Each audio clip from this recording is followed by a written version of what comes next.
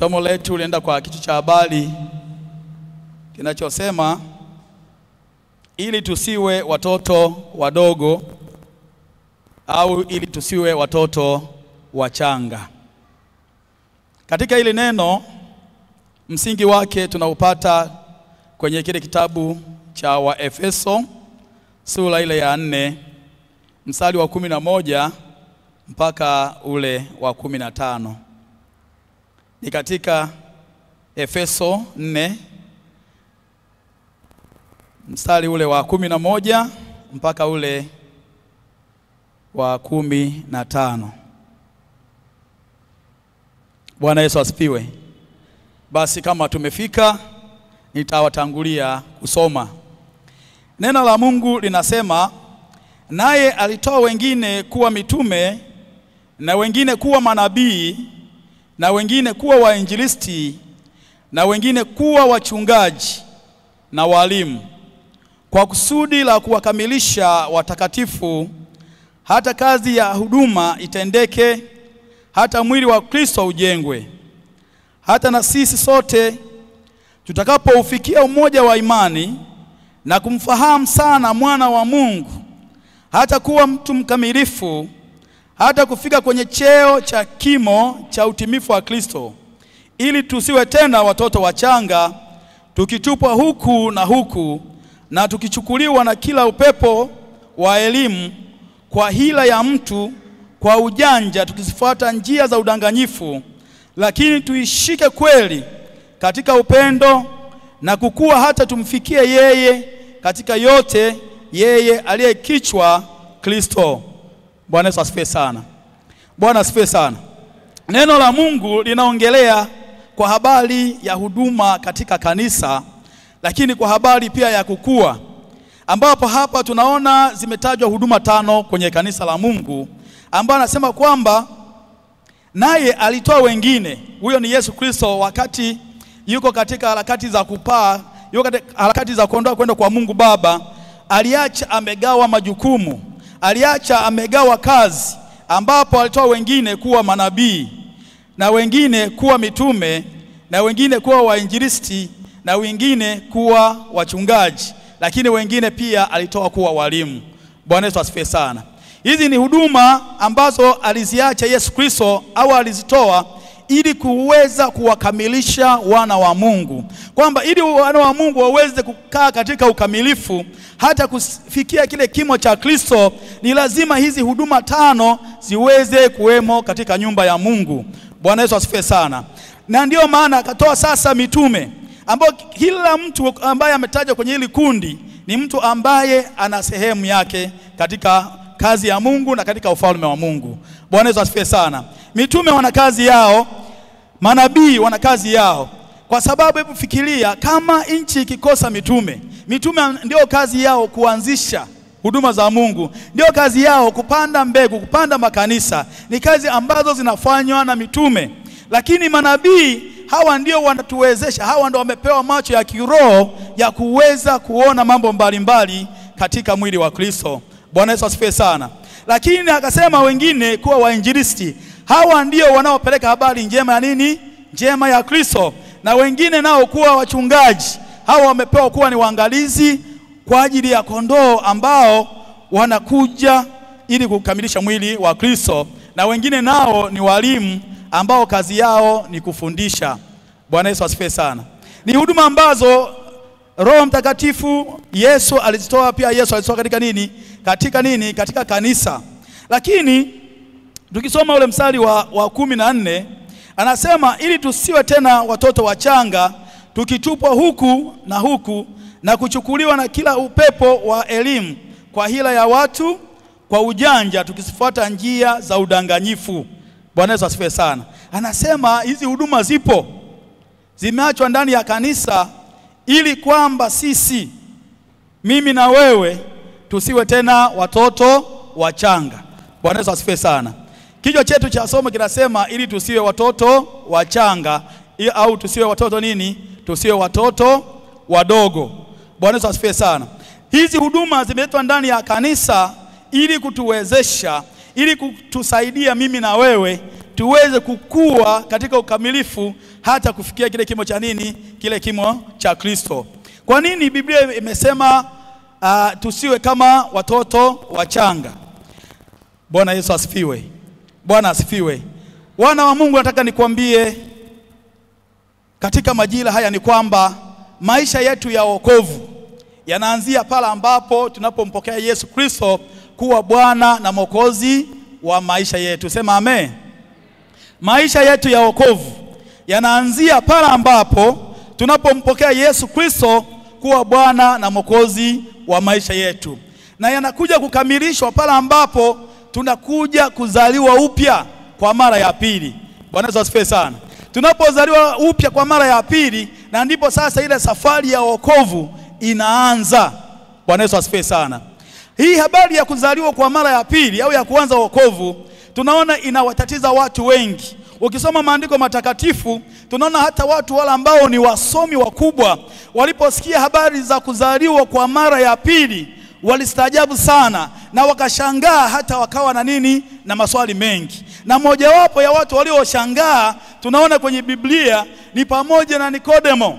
Nikodemo tunaambia, ukisoma habari zake, ni mtu ambaye alikuwa ni msomi, ni mtu ambaye alikuwa na elimu kubwa, ni mtu ambaye alikuwa na elimu ya juu, lakini aliposikia habari za kuzaliwa kwa mara ya pili, zilibaki zinamshangaza. Anaamua usiku wa manane kuinuka na kwenda kumfuata Yesu na kumuuliza, inawezekanaje mtu akazaliwa tena kwa mara ya pili? Hebu tazama, mimi umri wangu sasa ni mkubwa, inawezekanaje mtu akiwa ni mzee akazaliwa tena mara ya pili? Yesu anamwambia kwamba, kumbuka Nikodemo, kilichozaliwa kwa mwili ni mwili, na kinachozaliwa kwa roho ni nini? Ni roho. Bwana Yesu asifiwe sana. Bwana asifiwe sana. Unaweza kusoma hii habari katika kitabu cha Injili ya Yohana ile sura ya 3. Injili ya Yohana ile sura ya 3 kuanzia ule mstari wa 3. Injili ya Yohana sura ile ya 3, unaweza kuanza ule mstari wa 3 hadi ule wa 6. Bwana Yesu asifiwe. Wale ambao wamefika Yohana 3:3, waliofika wanyoshe mkono tuone kama tunaenda pamoja. Bwana Yesu asifiwe. Hatuna Biblia. Haleluya. Waliofika, nataka nione watu wanyoshe mikono yao kuona kama wamefika, ili tunaposoma tuweze kusoma kwa pamoja. Haleluya. Bwana asifiwe. Ukianzia ule mstari wa kwanza, tunaona kulikuwa na huyu mtu mmoja wa Mafarisayo, jina lake Nikodemo, mkuu wa Wayahudi. Huyu bwana alikuwa ni mkuu. Huyo alimjia usiku akamwambia, Rabi, twajua ya kuwa huu mwalimu umetoka kwa Mungu, kwa maana hakuna mtu awezaye kuzifanya ishara hizi uzifanyazo wewe, isipokuwa Mungu yu pamoja naye. Kumbuka majibu ya Yesu. Anamwambia, Yesu akajibu akamwambia, amini amini nakwambia, mtu asipozaliwa kwa mara ya pili hawezi kuona ufalme wa Mungu. Nikodemo akamwambia, awezaje mtu kuzaliwa akiwa mzee? Aweza kuingia tumboni mwa mamaye mara ya pili akazaliwa? Yesu anamjibu anamwambia, amini amini nakwambia, mtu asipozaliwa kwa maji na kwa roho hawezi kuingia ufalme wa Mungu. Kilichozaliwa kwa mwili ni mwili, na kilichozaliwa kwa roho ni roho. Bwana Yesu asifiwe sana. Bwana asifiwe sana. Nataka tuangalie msingi, ili neno lituwekee msingi katika neno letu la leo, ili tusiwe watoto wachanga. Yesu anampa majibu ambayo ni mazuri na ya kuridhisha. Anamwambia kwamba mtu asipozaliwa kwa mara ya pili hawezi kuingia ufalme wa mbinguni, hawezi kuingia ufalme wa Mungu. Na anamwambia kwamba kilichozaliwa kwa roho ni roho, na kilichozaliwa kwa mwili ni mwili. Na hapa tunaposema ili tusiwe watoto wachanga wadogo, tunaongelea kwa habari ya kuzaliwa upya, kwa habari ya kuzaliwa kwa roho. Bwana Yesu asifiwe sana. Bwana asifiwe sana. Kwa habari ya kuzaliwa kwa nini? Kwa roho. Sisi sote tulipompokea Yesu Kristo tulipewa huo uwezo wa kuzaliwa upya, na tulipobatizwa tukawa tumezaliwa upya. Bwana Yesu asifiwe sana. Mtoto anapozaliwa upya au anapokuwa mdogo, anakuwa ni mchanga. Kimsingi ukija kuangalia, anakuwa ni mtoto ambaye hajui jambo lolote, anakuwa ni mtoto ambaye hajui kitu chochote. Hivyo anapozaliwa anahitaji sasa, ili aweze kupata chakula, ili aweze kulishwa chakula, ili aweze kustawi. Bwana Yesu asifiwe sana. Bwana Yesu asifiwe sana. Hata sisi tulipozaliwa upya, maana yake tulianza kulishwa chakula cha roho ambacho ndicho neno la Mungu. Bwana Yesu asifiwe sana.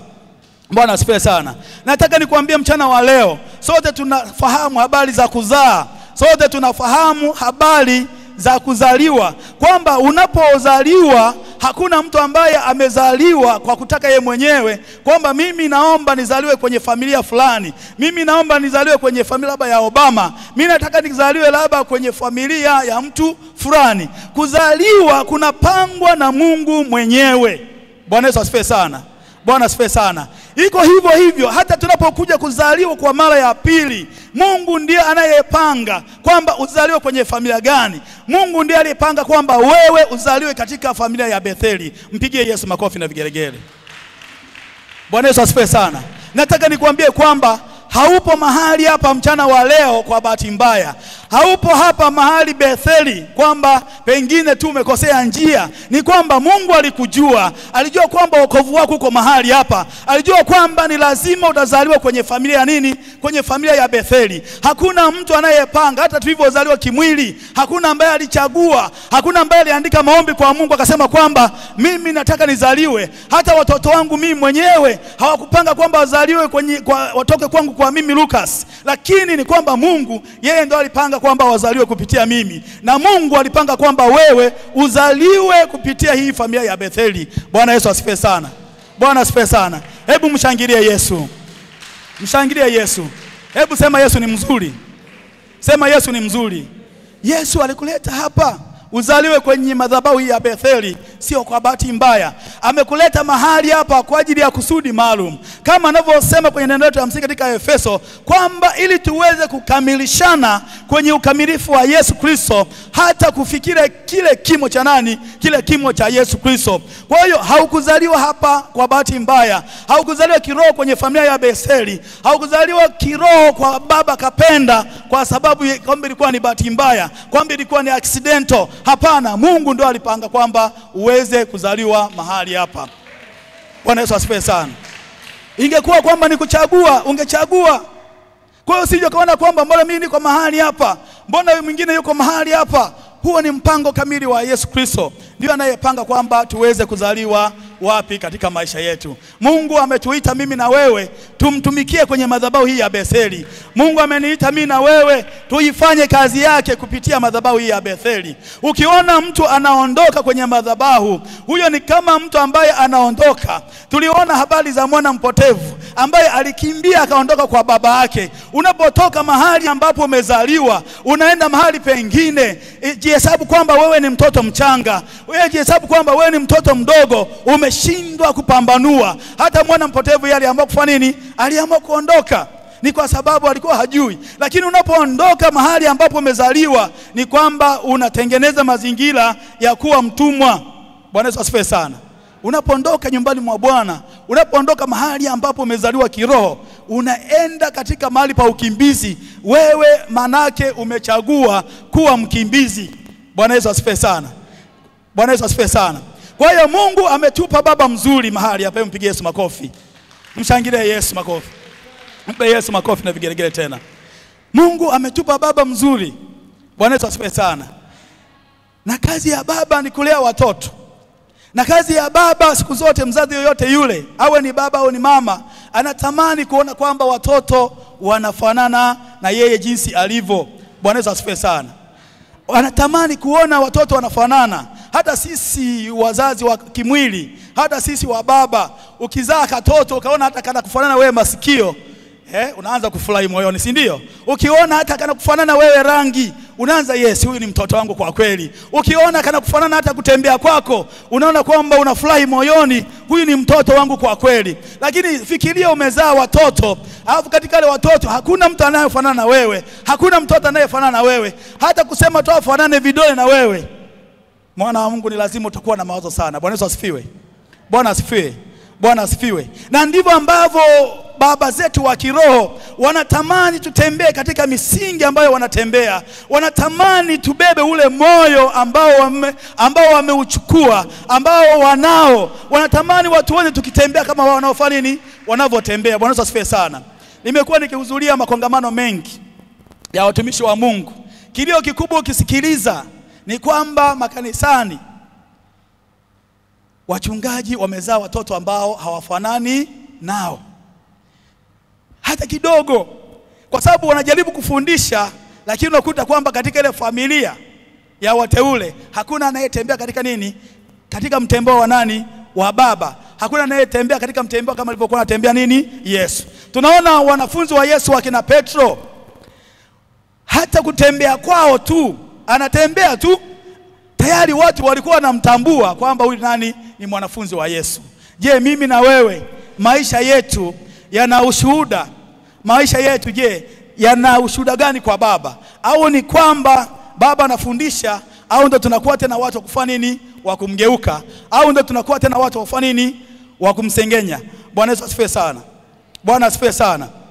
Dunia, nataka nikwambie wana wa Mungu, kwa makanisa ya leo au kwa kanisa la leo, tumekuwa na washirika wengi ambao hawafanani na nani, na baba. Tumekuwa na washirika wengi ambao ni wachanga kiroho. Nataka nikwambie mwana wa Mungu, unaposema tunapozaliwa upya kwa mara ya pili, tunapozaliwa kwa njia ya roho, manake tunaanza upya. Wewe ambaye umeokoka ukiwa na miaka 20, wewe ambaye umeokoka ukiwa na miaka 40, yule aliyeokoka akiwa na miaka 15 na mkaokoka kwa siku moja, manake nyinyi kwenye ulimwengu wa roho wote mmefanana. Bwana Yesu asifiwe sana.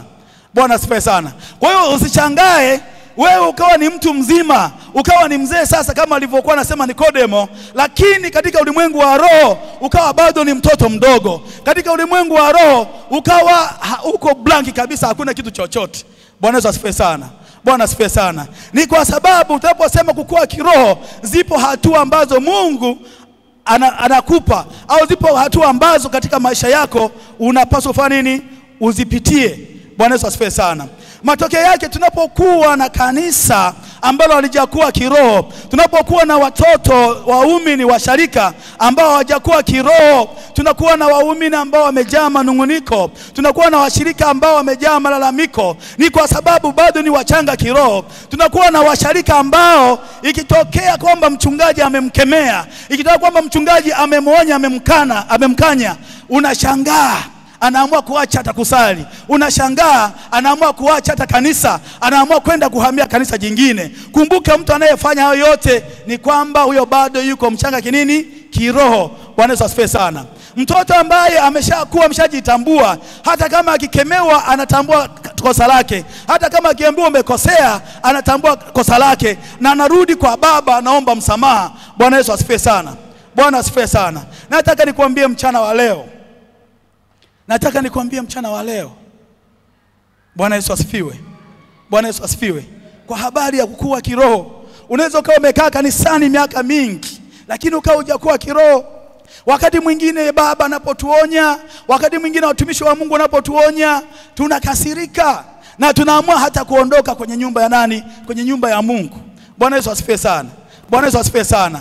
Wakati mwingine tunasema, mbona baba anatusumbua? Mbona baba kila wakati ananipigia simu kuniuliza niko wapi? Mbona baba kila wakati ananipigia simu kuniambia mbona siji kwenye ibada? Mbona Jumatano sihudhurii ibada ya Jumatano? Mbona siji kwenye mkesha? Mbona sifanyi hivi? Mbona baba naona kama ananifuatafuata sasa? Naona kama baba amezidi kuniandama. Bwana Yesu asifiwe sana. Nataka nikuambie kwamba ni kazi ya mzazi, ni kazi ya baba kumwonya mtoto na kuhakikisha kwamba anamrudisha kwenye mstari ulionyoka. Bwana Yesu asifiwe sana.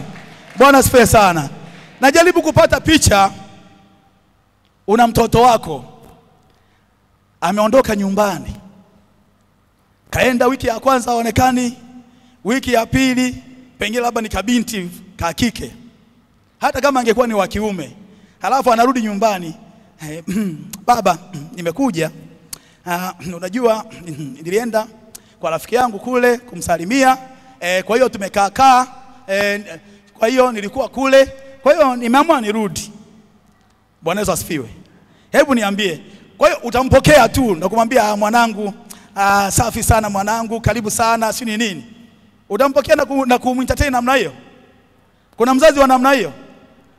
Kama sisi wazazi wa kimwili tunapofanya kwa watoto wetu wanapokuwa wamekosa na wanapokuwa wametenda kosa, na ndivyo ambavyo ilivyo hata kwenye ufalme wa nini wa Mungu, kwamba tunapokosea wazazi wetu wanao haki ya kutuonya, wazazi wetu wanao haki ya kutukemea, wazazi wetu wanao haki ya kutuambia kwamba hapa hauendi sawa.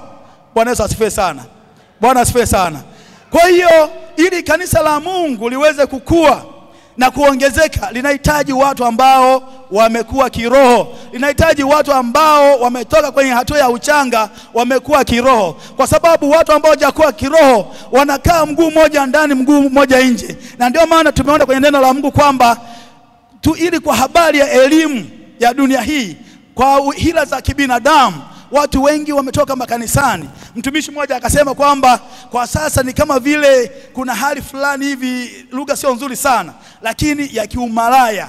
Watu wamekuwa malaya wa kiimani, watu wamekuwa malaya wa madhehebu na makanisa, kwamba unaweza kukuta leo yuko mahali hapa, kitu kidogo tu kikimkwaza ni kwa sababu anakuwa hajajitambua, hajakuwa kiroho, anaamua kuondoka kwenda kanisa jingine. Akikana pale napo akimkwaza anaondoka. Kwa hiyo yeye ni mtu wa kuondoka tu, ni mtu wa kuondoka tu, ni mtu ambaye safari yake haifiki, ni mtu wa kuondoka tu. Ukiona mtu ana tabia za namna hiyo, ja kwamba leo yuko mahali hapa, ameondoka, kesho yuko mahali pengine, maana yake yeye hajamjua Mungu wake. Bwana Yesu asifiwe sana.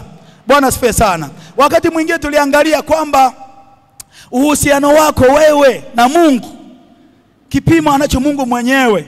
Kama umesimama kwa Mungu, hata kama mchungaji atakukwaza, kwa sababu wewe uko pale kwa ajili ya Mungu, hauko pale kwa ajili ya mwanadamu. Hata kama utaona kuna mambo yaendi sawa, badala ya kuanza kulalamika, kumlalamikia mchungaji kwa nini anafanya hivi, badala ya kuanza kumlalamikia msharika mwenzio, kwa nini mama fulani anafanya hivi, kwa nini baba fulani anafanya hivi, kwa nini yule kijana anafanya hivi, simama kwa ajili yake muombee, simama kwa ajili yake muombee. Na hata kama ikibidi mfanye, ongea naye, zungumza naye. Ukiona kwamba hata kuelewa, muite na mama mwingine, muite na mwenzio mwingine, mkae naye wawili watatu, ili kama yeye ameamua kukengeuka, basi au amekengeuka yeye mwenyewe, lakini wewe unakuwa umetimiza wajibu wako, na sio kuanza kumsengenya, na sio kuanza kulalamika, na sio kuanza kunungunika. Tumejaa makanisani, kumejaa watu ambao wamejaa manunguniko na wamejaa malalamiko, lakini yote ni kwa sababu ni kwamba bado ni wachanga kiroho.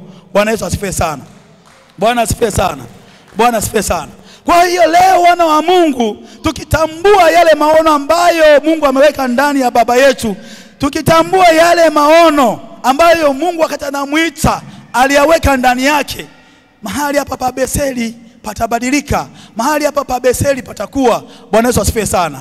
Bwana asifiwe sana. Kwa hiyo baba anatamani aone watoto wakitembea katika ule mtembeo wa nani? Mtembeo wake. Kwa sababu neno la Mungu linasema kama alivyo baba, na ndivyo watoto ambao wanafanya nini? Wanapaswa kuwa. Bwana Yesu asifiwe sana. Mpigie Yesu makofi. Mshangilie Yesu kwa makofi tena. Bwana Yesu asifiwe sana.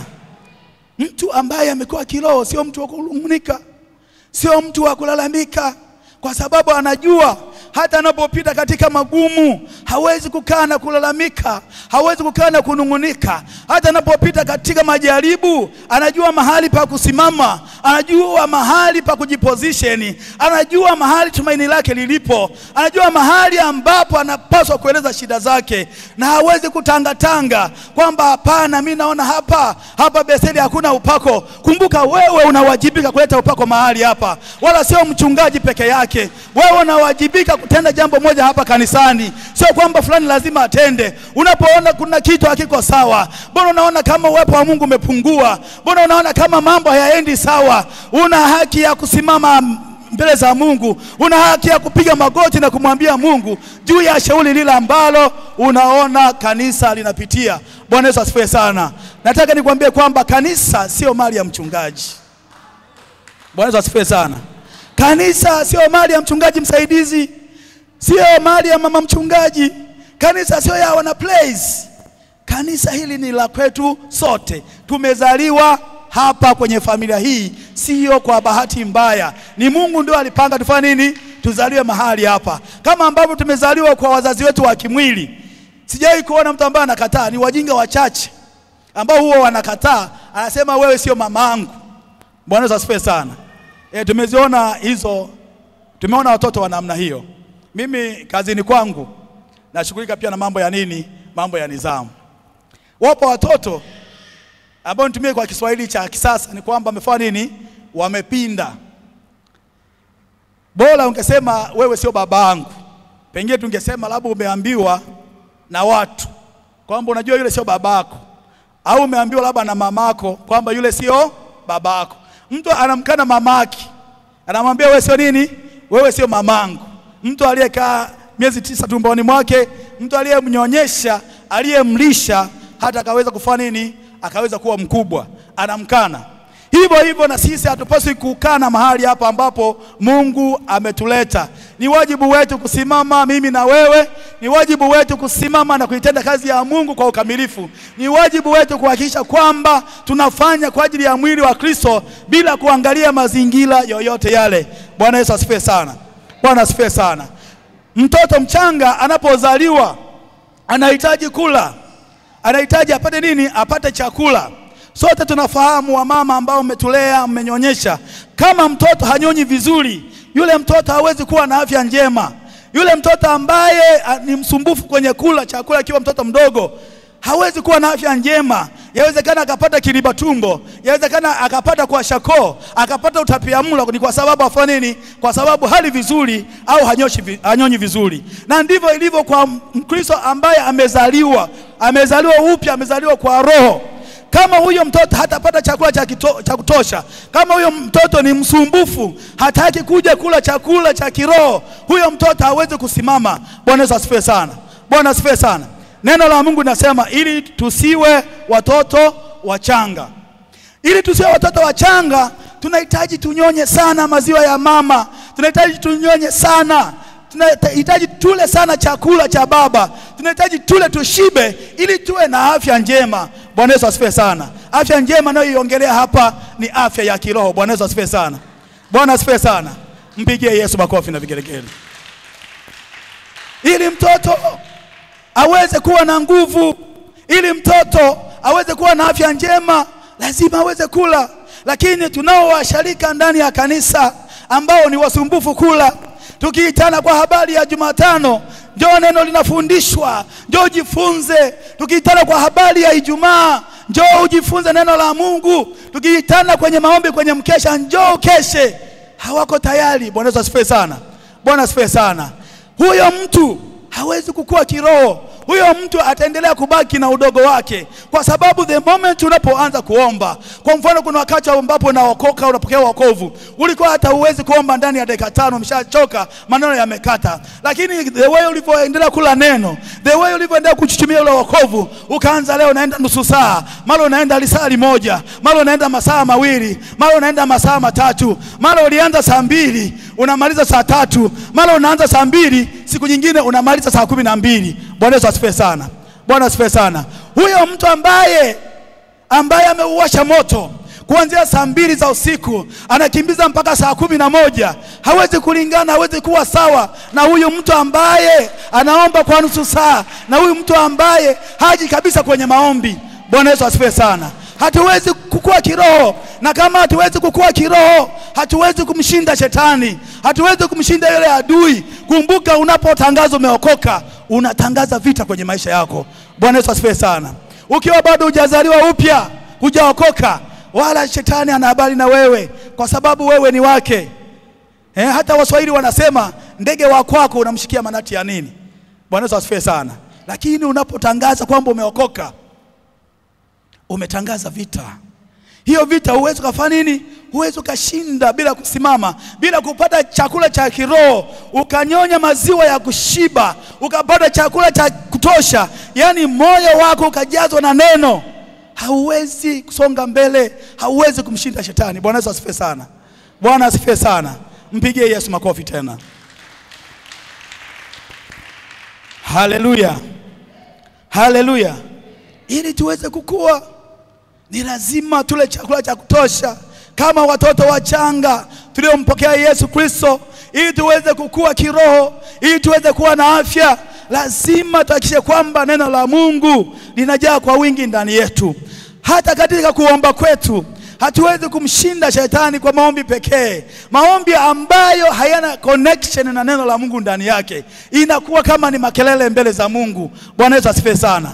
Bwana asifiwe sana. Unaweza ukawa unafunga vizuri sana, unafunga 3 kavu, unafunga hata siku 7, lakini kama neno la Mungu ndani yako halimo, bado hauna ile nguvu ya kumshinda shetani. Bwana Yesu asifiwe sana.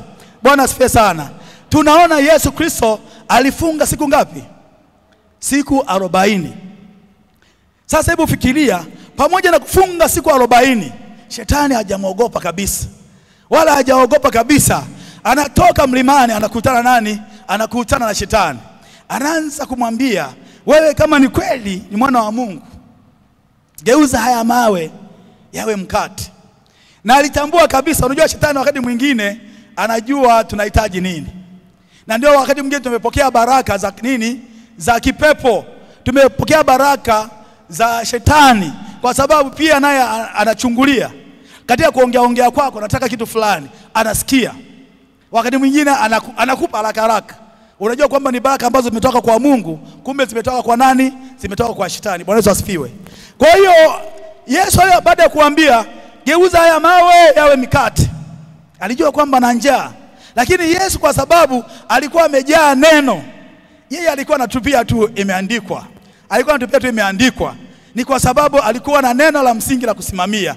Kwa hata sisi kwenye maombi yetu, ili tuweze kumshinda shetani, ili tuweze kumshinda adui, ni lazima tuwe tumekula chakula cha kutosha. Ni lazima tuwe na neno la kutosha ndani yetu. Lazima neno liwe ni neno lenye maarifa. Hata tunapopiga maombi, tunapotegemea kuwa na maombi yenye matokeo, tunapotegemea kuwa na maombi yenye nguvu, yenye results, ni lazima ni kwamba yawe ni maneno ambayo kwa accompanied na neno la Mungu, yawe ni maneno ambayo yako attached na Mungu mwenyewe. Ndipo ambapo tutaweza kushinda na kuweza kusonga mbele. Bwana Yesu asifiwe sana.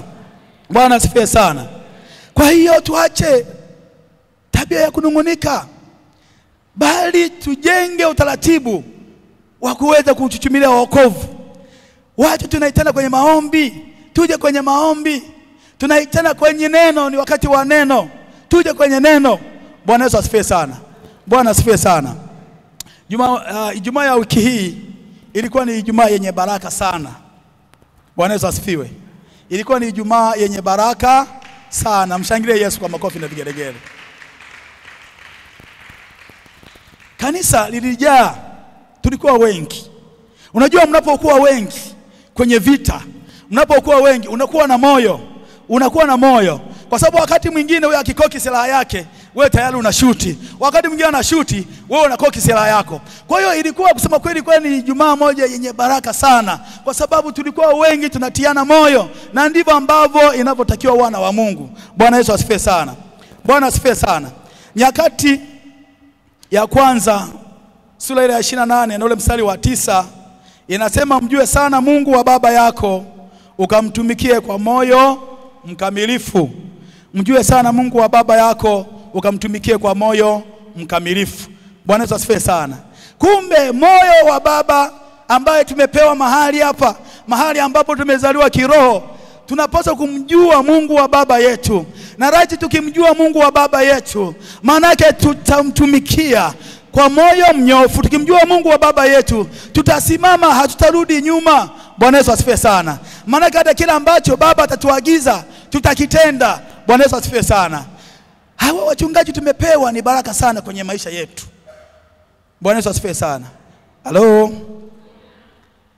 Hawa watumishi ambao tumepewa ni watu wa baraka sana kwenye nini? Kwenye maisha yetu. Yawezekana tukaona ni watu wa kawaida, na ni kweli mchungaji unajua ni mtu wa kawaida sana. Unaweza hata wakati mwingine ukaona mzidi upako. Yawezekana hata wakati mwingine unamzidi maombi. Yawezekana wakati mwingine unamzidi fedha na mali. Yawezekana hata wakati mwingine unamzidi neema. Lakini baba anabaki kuwa nani?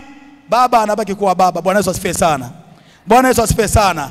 Wachungaji au mchungaji ni mtu ambaye ni wa kawaida sana. Ni mtu ambaye ni wa kawaida, lakini amepewa neema kubwa juu yake. Bwana Yesu asifiwe sana. Ni mtu wa kawaida ambaye amepewa nini? Neema kubwa juu yake. There is much grace. amepewa neema nini? Kubwa sana juu yake. Naye sasa hiyo neema, amepewa hiyo neema kwa ajili ya kuwasaidia watu wa kawaida, ili wawe watu sio wa kawaida. Bwana Yesu asifiwe sana. Sijajua kama kuna mtu amenielewa hapo, kwamba wachungaji au mchungaji, nimesema unaweza kawa unamzidi kila kitu kabisa, lakini kumbuka huyu ameitwa, huyu amepakwa mafuta, amepokea wito kwa ajili ya kazi ya Bwana, amepewa neema. Kuna neema kubwa ambayo iko juu yake. Amepewa neema kwa ajili ya kuwasaidia watu wa kawaida, kuwasaidia ili wawe watu sio wa kawaida, to help ordinary people to become extraordinary people. Bwana Yesu asifiwe sana. Na ndio maana ukisoma hata katika kitabu cha Wakorintho ya pili, mstari ule wa sura ile ya 6 na ule mstari wa 10, Paulo anaongea kwa habari ya watumishi. Anasema kwamba watumishi wa Mungu wanaonekana kama ni maskini. Ukisoma hapo unaona mwanzo anasema kwamba ni kama wanajulikana kama wafanya nini? Hawajulikani. Ni kama wana nguvu kama hawana nini? Hawana nguvu. Inaonekana kama ni watu ambao ni maskini, lakini kwa huduma yao ya kiroho wamewatajirisha watu wengi kiroho na hata katika wokovu. Bwana Yesu asifiwe sana. Bwana asifiwe sana. Kwamba wanaonekana ni watu wa kawaida, lakini wamewatajirisha watu wengi kiroho. Na nataka nikuambie mwana wa Mungu mchana wa leo kwamba mafanikio yetu, mafanikio ya mtu yanaanzia kwenye ulimwengu wa roho. Bwana Yesu asifiwe sana.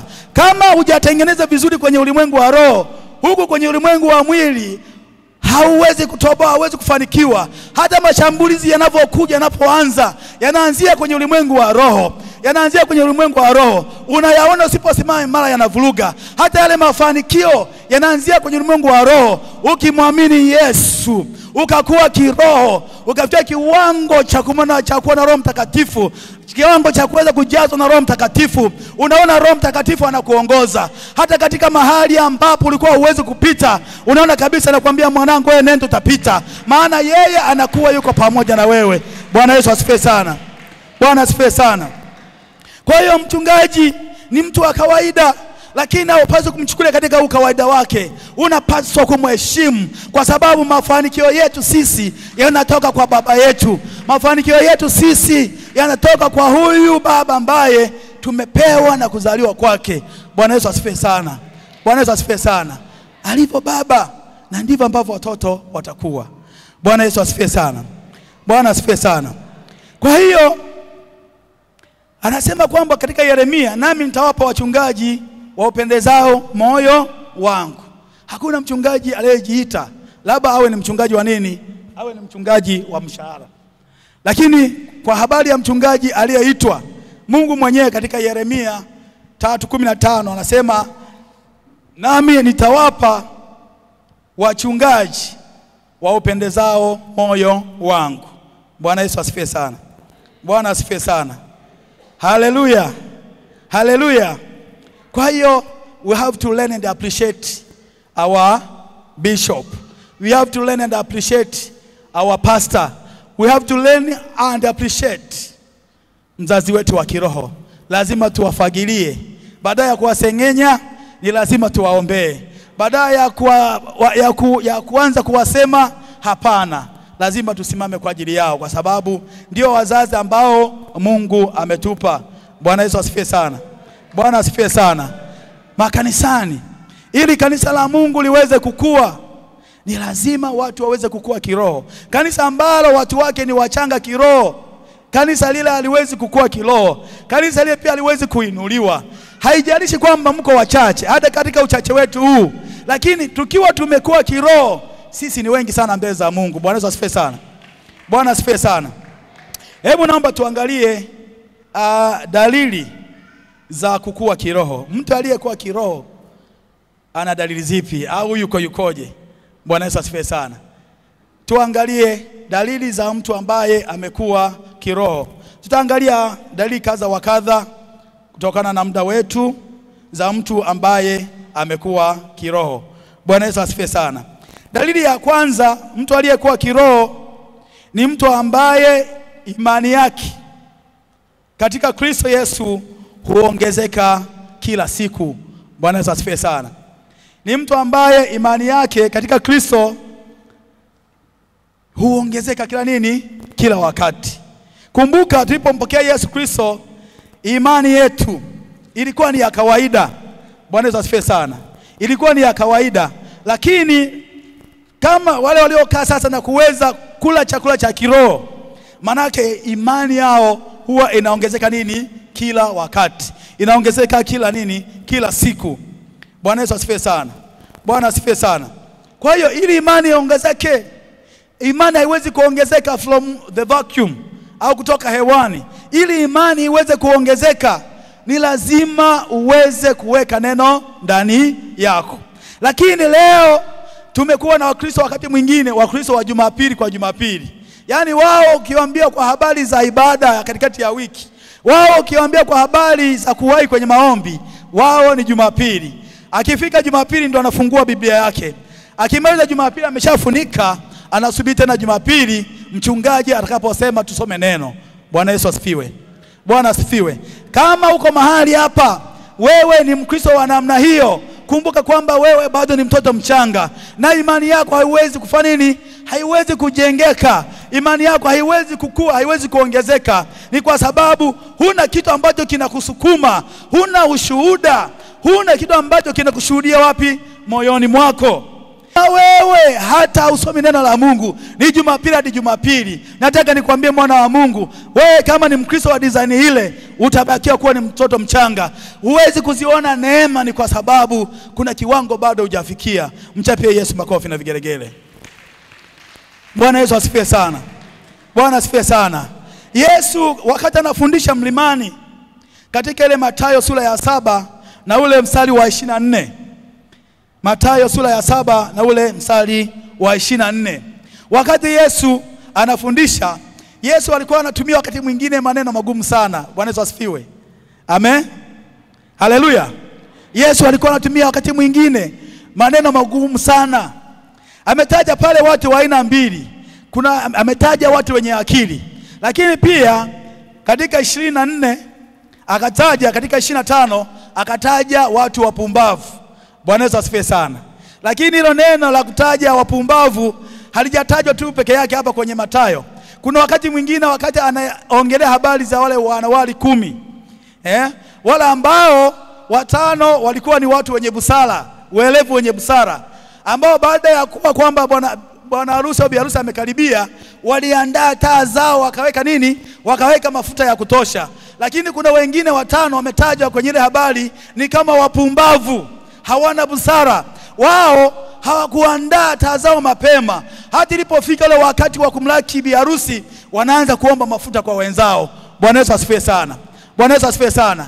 Nataka nikwambie mwana wa Mungu ni kwamba upako hauambukizwi. Hata kama mchungaji wako ana upako, kama wewe hujaamua kutafuta ule upako, hautaupata. Hata kama mzazi wako ana upako, baba yako ana upako, mama yako ana upako, mke wako ana upako, mume wako ana upako, upako ni lazima usimame wewe mwenyewe. Bwana Yesu asifiwe sana. Upako hauambukizwi. Hata kama ni mzazi wako amefanya nini? Ameokoka. Bwana Yesu asifiwe sana. Ili chakula ushibe, ni lazima ule wewe mwenyewe. Bwana Yesu asifiwe sana. Hebu chukulia mfano, mpo nyumbani. Mama ameandaa chakula, ameweka pale mezani. Na wewe umekaa hapo pembeni. Akaanza kula. Anza kula labda tonge la kwanza, la pili, la tatu akamaliza. Wewe umekaa pembeni. Kumbuka atakayeshiba ni nani? Ni mama aliyekula. Wewe ambaye ulikuwa umekaa pembeni, hawezi kushiba. Shibe ya nani? Shibe ya mama. Na ndivyo ambavyo upako ulivyo. Useme tu kwamba mimi mchungaji wangu ana nguvu sana, mimi mchungaji wangu ana uwezo sana, ana upako sana. Bila kujiconnect, kujiunganisha, hauwezi kupata ule upako. Bwana Yesu asifiwe sana. Bwana asifiwe sana. Kwa hiyo Yesu katika hii Mathayo 7 anatuletea watu wa aina mbili. Mmoja mwenye akili na mwingine nani? Mpumbavu. Na hawa watu tunao makanisani. Kwa kuwa sijasema mimi, neno ni lenyewe ndio limeandikwa, sio asema kwamba sasa mchungaji ameanza kututukana. Amen. Bwana Yesu asifiwe. Ni neno ndio limesema kwamba mmoja alikuwa na akili, mwingine alikuwa nini? Alikuwa ni mpumbavu. Huyu mwenye akili alifanyaje? Na huyu mpumbavu alifanyaje? Naomba tusome hilo neno. Mathayo 7:24 tutasoma na 25. Mathayo 7:24 na 25. Huyu mwenye akili alikuwa ni yupi? Alifanya nini? Na huyu mwenye mpumbavu alifanya nini? Neno la Mungu linasema mstari wa 24, Mathayo 7:24. Basi kila asikiaye hayo maneno yangu na kuyafanya atafananishwa na mtu mwenye akili aliyejenga nyumba yake juu ya mwamba.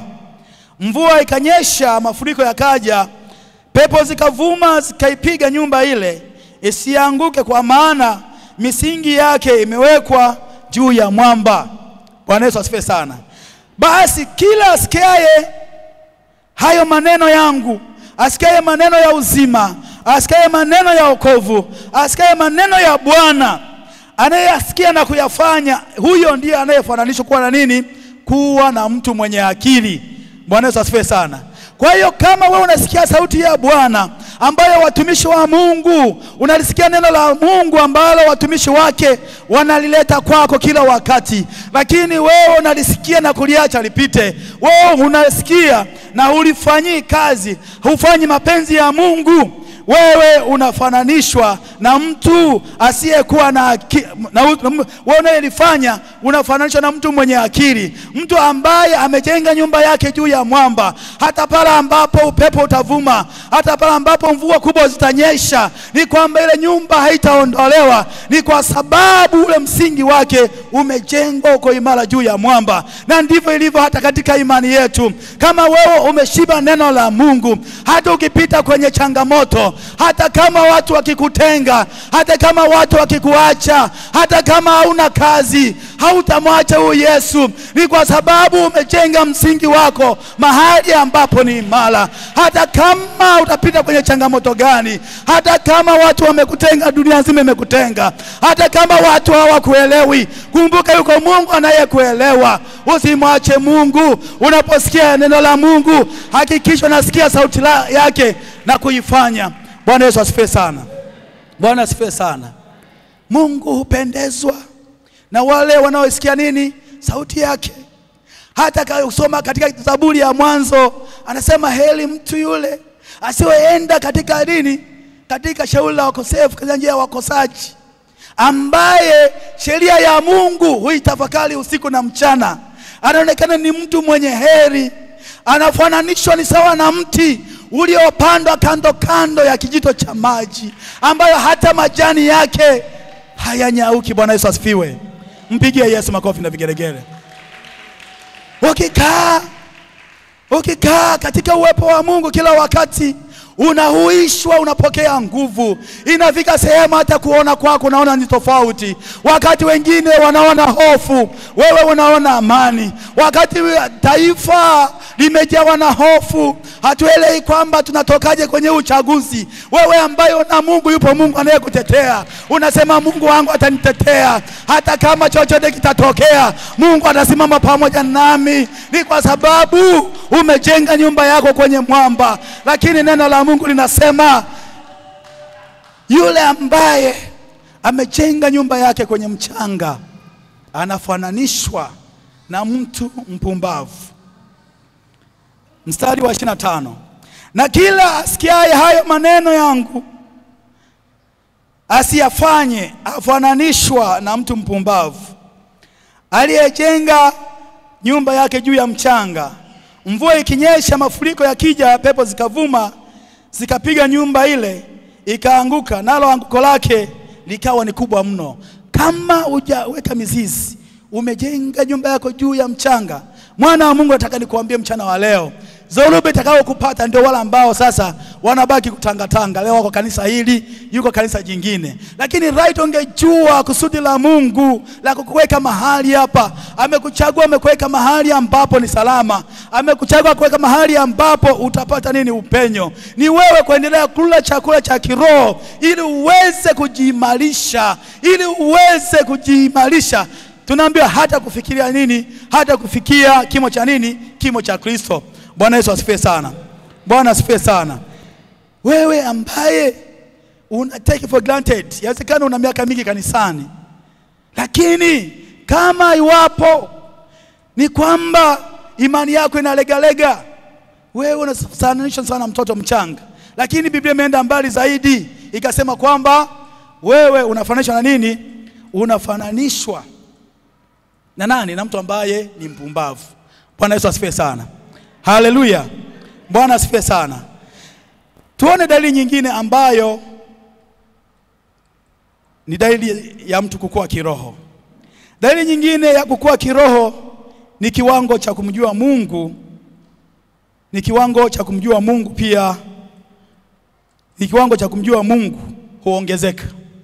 Mtu aliyekuwa kiroho, kiwango cha kumjua Mungu huongezeka. Bwana Yesu asifiwe sana. Bwana asifiwe sana. Mtu aliyekuwa kiroho, kiwango cha kumjua Mungu ni kikubwa.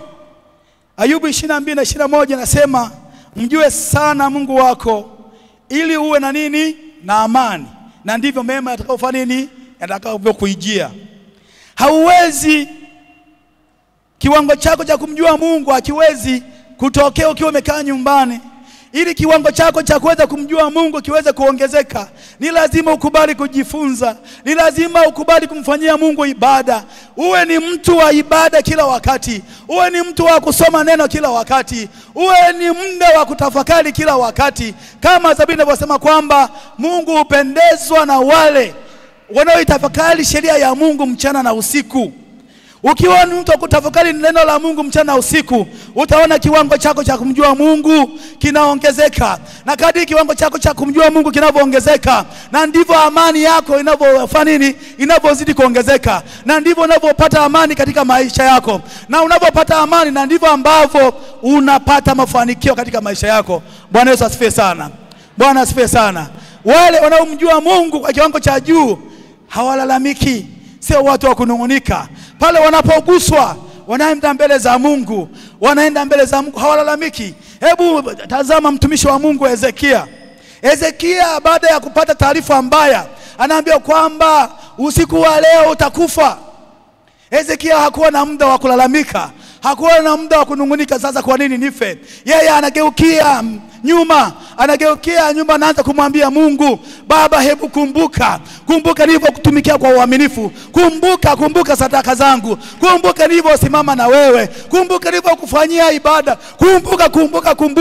Kumbuka zilikuwa nyingi. Bwana Yesu asifiwe sana. Je, wewe una kitu gani cha kumkumbusha Mungu?